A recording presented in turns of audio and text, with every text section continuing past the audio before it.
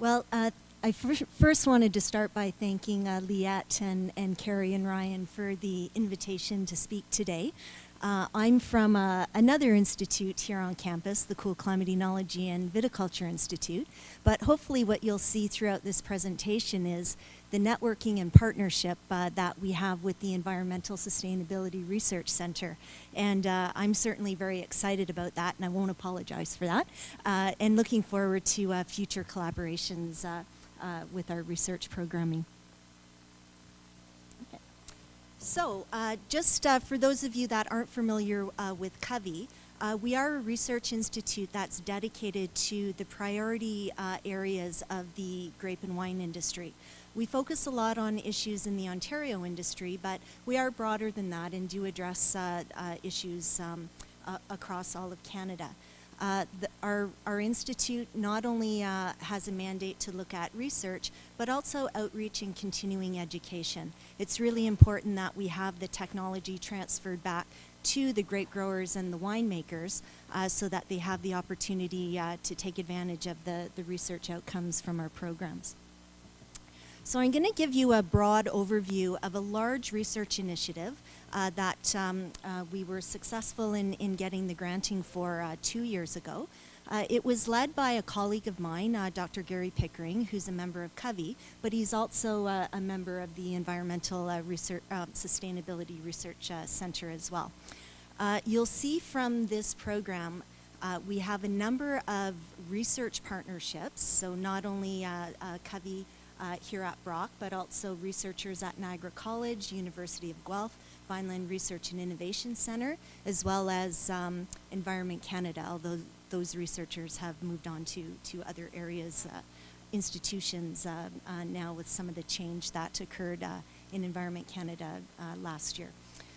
In addition to that, we have a lot of industry partners. So our industry stakeholder groups, the Grape Growers of Ontario, the Wine Council of Ontario, the Winery and Grower Alliance of Ontario, they all come together to form a research funding group called Ontario Grape and Wine Research Inc. VQA Ontario, we also have individual wineries and grape growers that we're partnering with for elements of the program. There's 19 researchers in total, so I won't have the opportunity to speak about the roles of each of them, but again, I'll just give you some broad strokes that will set up the research that Carrie's going to present after me. The program, what we were really excited about is that we got the provincial support from the Ministry of Economic Development and Innovation. The full program is approximately $10 million, but the contribution from the province is $2.86 million. They were listening to what we were saying, that it's time now to plan for the impact of climate change to help protect and hopefully look forward to our sustainability of the grape and wine industry in the province. So we were really looking to have a proactive approach to addressing these issues of climate change. So of course we have viticulture issues in climate change.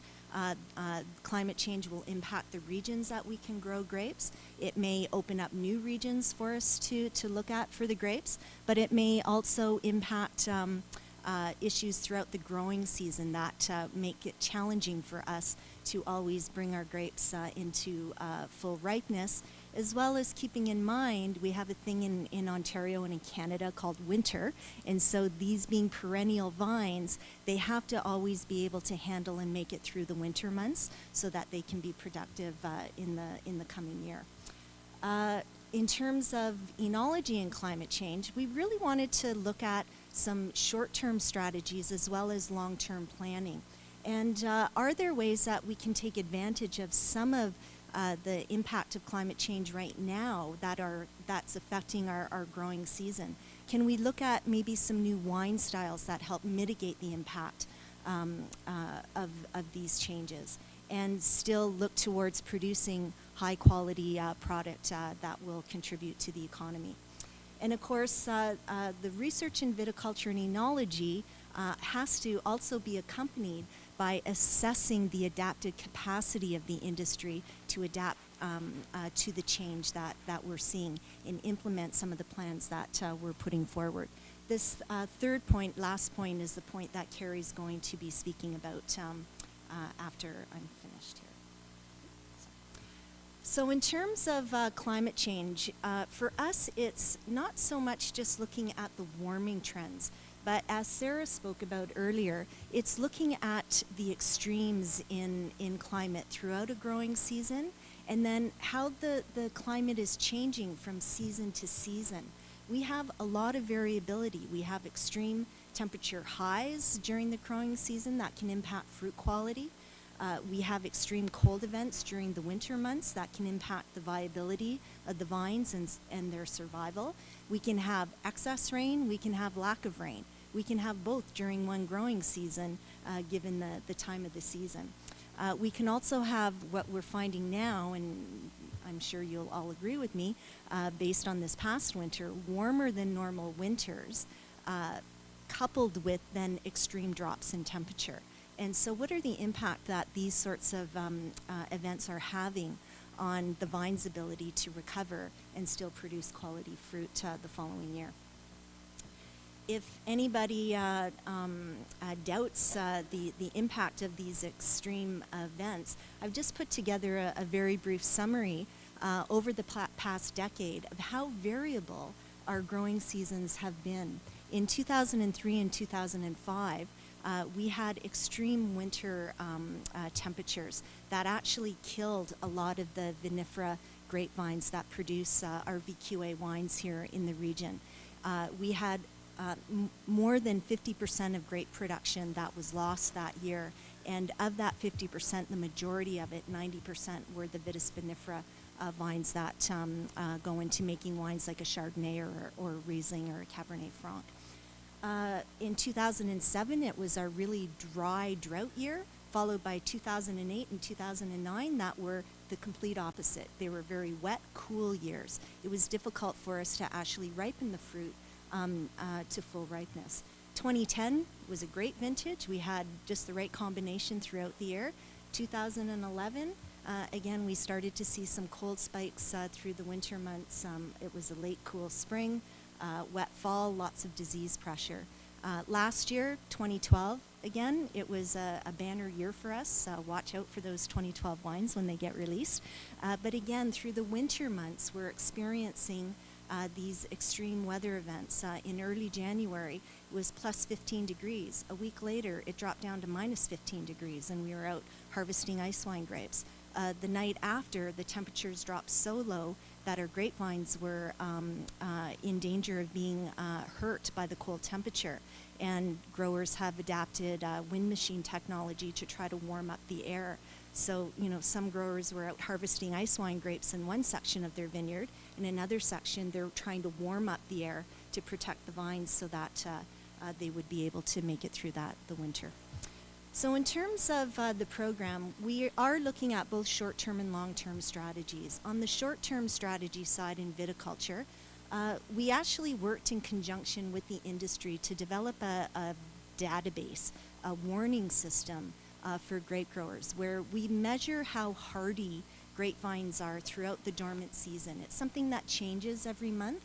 Typically at this time of the year, vines should be hardy to about minus 22 degrees Celsius. Right now, they're hardy to minus 15 degrees Celsius. We had to put an alert out through our vine alert system that's displayed on the screen here to grape growers on Friday because of the risk of the temperature drop on Saturday night, Sunday morning.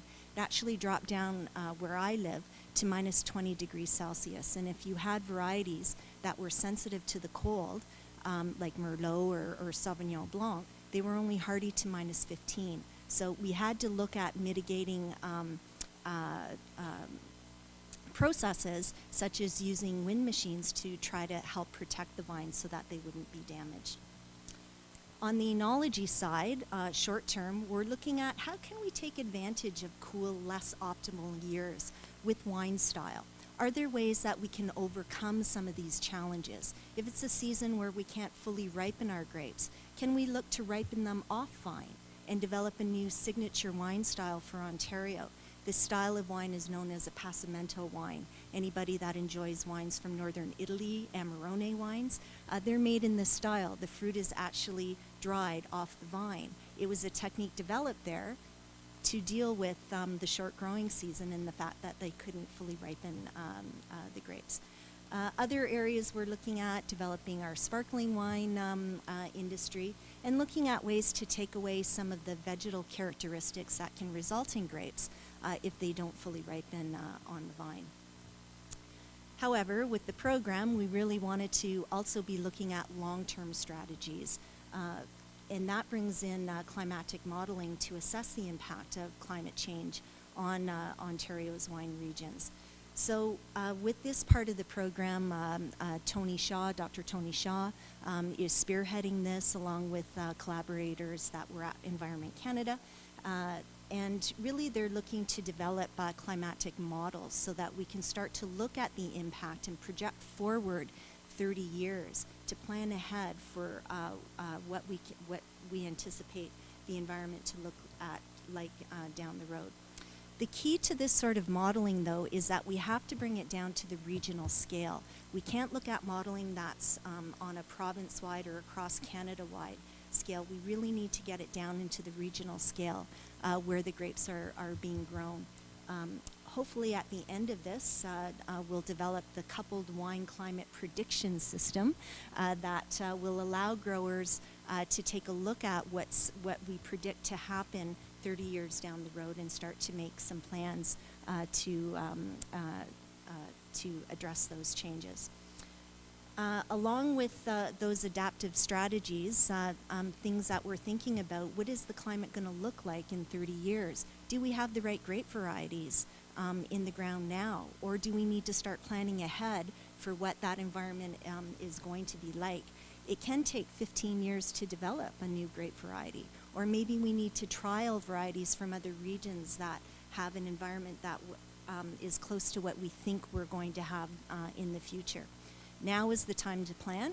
It's not the time after the fact. So again, we're trying to take this proactive approach. In terms of viticulture practices, are there advances in technology that we can start to take advantage of now and further improve and develop so that we have some ways to address these changes? I'm proud to announce that Ontario is a leader in viticulture in this area of climate change, and recently gave quite a few presentations at an international conference on cool climate viticulture in Tasmania just last year. Again, with this type of research, we might start to identify new emerging regions that can support grape production, and there's one region using this sort of technology that is now in the development stages. They don't quite have VQA status yet, but they're quite close. The Ontario South Coast Winery and Grower Association is a region around the Simcoe area. Of course, we want to look at wine styles for the future and look at what we need to do to help develop those styles. So again, we've got some ways to overcome the challenges that we know we're going to be facing for the industry. But again, I can't stress enough that we really need to be looking at the adaptive capacity. So along with the science research that we're doing, we also have to take a look at what the capacity is for the industry to adapt to these changes and plan ahead. So the adaptive collaborative risk management component is a critical part of this research program, and we're going to hear from Carrie in much more detail about that. So the approaches that we're taking, we hope, are practical. It's really important to network and share the resources. We work with our community so that we're getting technology transfer back to the industry, and they're implementing these results as fast as we're relaying them. The expertise in climate science is very important for our long-term strategic development. We want to be proactive, not reactive. And this is what we were so excited about, that the province agreed with us on this and funded this large initiative. We want to be the ones leading the way here in Ontario so that other areas can look to us as a model going forward. So with that, I'll leave it and invite Carrie up to continue on. Thank you.